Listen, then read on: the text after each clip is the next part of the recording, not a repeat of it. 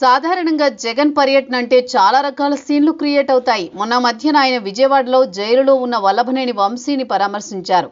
ఆ సమయంలో జగన్ మామయ్య అంటూ ఓ చిన్నారి గుక్క తిప్పుకోకుండా ఏడుస్తూ ఉంటుంది. చివరకు జగన్ ఎత్తుకుని ముద్దు పెట్టేసరికి సైలెంట్ అవుతుంది.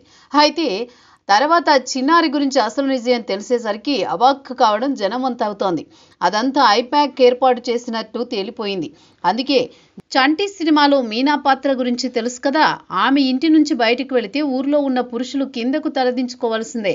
ఆ స్థాయిలో జగన్ రెడ్డి పర్యటన ఉంటుందని చెప్పలేం. కానీ జగన్ జనాల్లోకి వస్తే ఐపాక్ టీం రంగంలోకి దిగాల్సిందే. ఐపాక్ మనుషులు రంగంలోకి దిగి ఎవరి పాత్రల్లో వారు లీనమవుతారు. 2014 నుంచి 19 వరకు ఐపాక్ నటనలు వర్కౌట్ అయ్యాయి. 2019-24 మధ్య అంతా బాగున్నట్టే కనిపించింది. కానీ 2024 వచ్చేసరికి ప్రతి ప్రయత్నం వికటిస్తూనే ఉంది.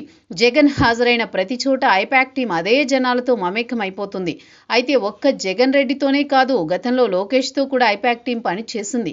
ఆయన గురించి విస్తృతంగా ప్రచారం చేసింది. అది సానుకూలంగా కాదు, వ్యతిరేకంగా ప్రచారం చేసింది. లోకేష్ పాదయాత్ర చేసిన సమయంలో వేలాది మంది ఐపాక్ ప్రతినిధులు వ్యతిరేక ప్రచారానికి దిగారు. కానీ అది వర్కౌట్ కాలేదు. అదే సమయంలో జగన్ సిద్ధం సభలను సైతం జాకీలు పెట్టి లేపే ప్రయత్నం చేశారు. అది కూడా ప్రజల్లోకి వెళ్ళలేదు. అధికారంలో ఉన్నప్పుడు అలా ఉంటే ఓటమి ఎదురయ్యేసరికి జగన్ చేసే ప్రతి ప్రయత్నం వికటిస్తూ వస్తోంది. ఐపాక్ చర్యలు బట్టే తెలిసిపోతున్నాయి. ఈరోజు తుఫాన్ బాధితుల పరామర్శకు జగన్ వస్తున్న నేపథ్యంలో కృష్ణా జిల్లాలో తుఫాన్ బాధితులను పరామర్శించనున్నారు.